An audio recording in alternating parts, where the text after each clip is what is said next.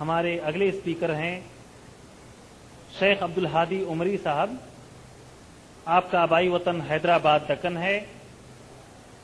جامعہ دارالسلام عمر آباد سے آپ نے فضیلت کی ڈگری لی ہے اور جامعہ اسلامیہ مدینہ منورہ سے آپ نے اعلیٰ تعلیم حاصل کی ہے.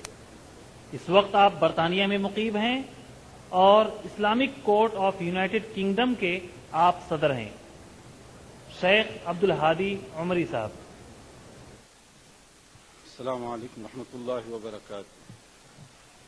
الحمد للہ رب العالمین والصلاة والسلام علی رسولہ الکریم وعلی آلہ وصحبہ اجمعین ومن تبعہ بإحسان الی یوم الدین. اما بعد. محترم بھائیوں اور بہنوں، اس وقت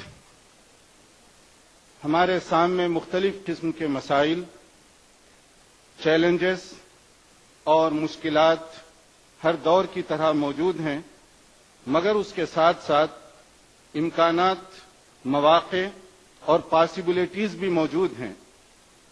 اب یہ ہمارا کام ہے کہ ان چیلنجز کو سمجھتے ہوئے مواقع سے کیسے ہم فائدہ اٹھائیں.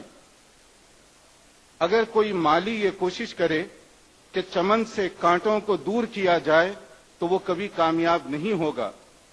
عقل مند مالی وہ ہے جو کانٹوں کی موجودگی میں پھولوں سے فائدہ اٹھانا سیکھے.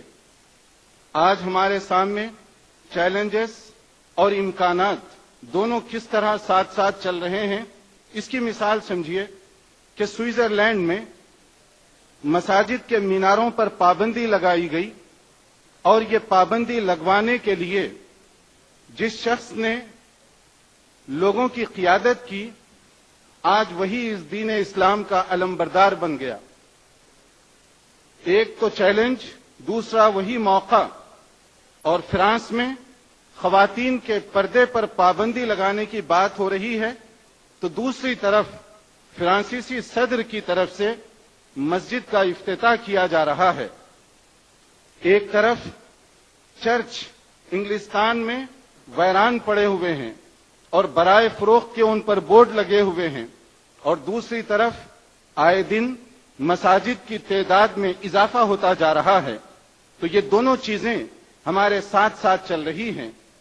تو اب ہمیں کرنا کیا چاہیے؟ ایک طرف چیلنجز ہیں اور دوسری طرف امکانات بھی موجود ہیں.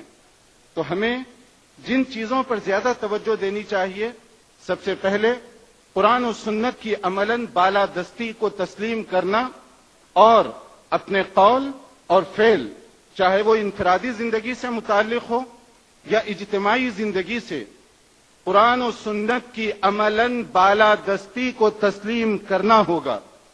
اس لیے کہ برادریزم، خاندان، قبائل یا جغرافیائی چیزوں میں وہ دم خم نہیں ہے کہ ہمیں اس کے ذریعے سے متحد کیا جا سکے، مگر اسلام میں وہ قوت ہے کہ دنیا بھر کے اندر پائے جانے والے لوگ، ان کو ایک لڑی میں وہ پرو سکتا ہے.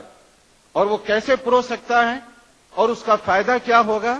اس کو آپ یوں سمجھیے، اخوت اسلامیہ کی پریکٹیکل مثال ڈنمارک کے ایک شہر میں رسول اکرم صلی اللہ علیہ وسلم کے حوالے سے کوئی نازیبہ کلمات کہے جاتے ہیں تو ہندوستان کے دیہات کا رہنے والا مسلمان اس کی چبھن اپنے دل میں محسوس کرتا ہے.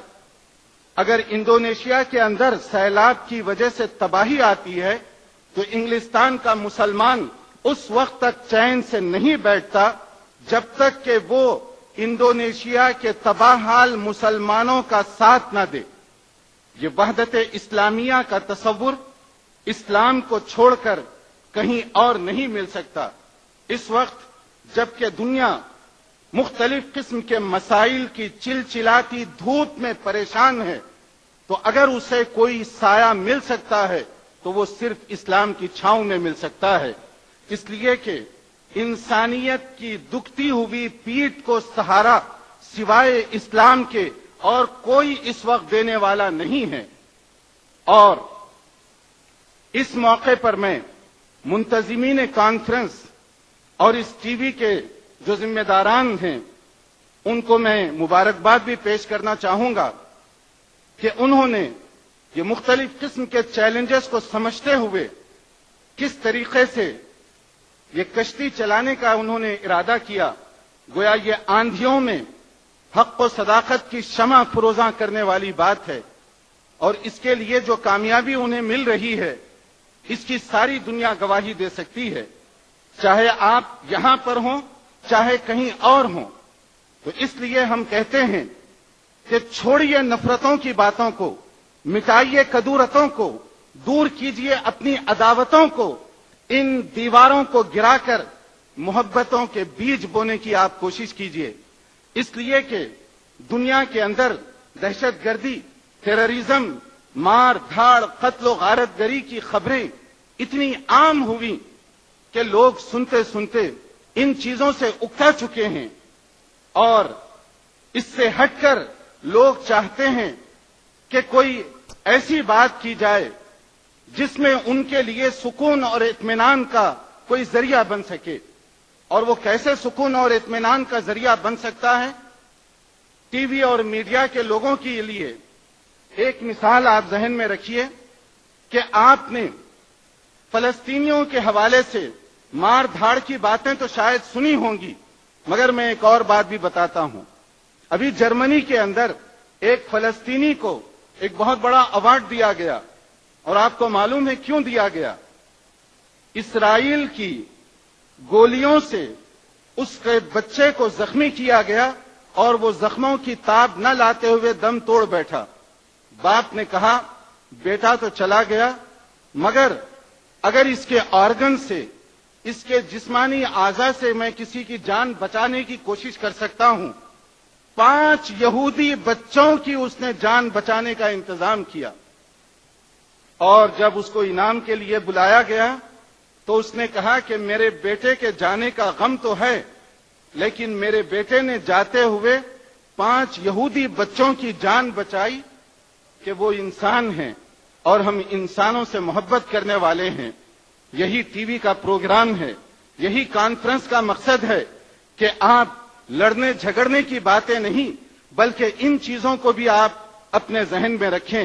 اللہ تعالیٰ ان کے عزائم کو اور زیادہ مضبوط کرے اور ان کے اندر اور زیادہ عزم و حوصلے سے کام کرنے کی توفیق عطا فرمائے، اور ہمیں حق و صداقت کی شمع روشن کرنے کی اللہ تعالیٰ توفیق دے۔ جزاکم اللہ خیرا۔ جزاک اللہ خیر شیخ عبد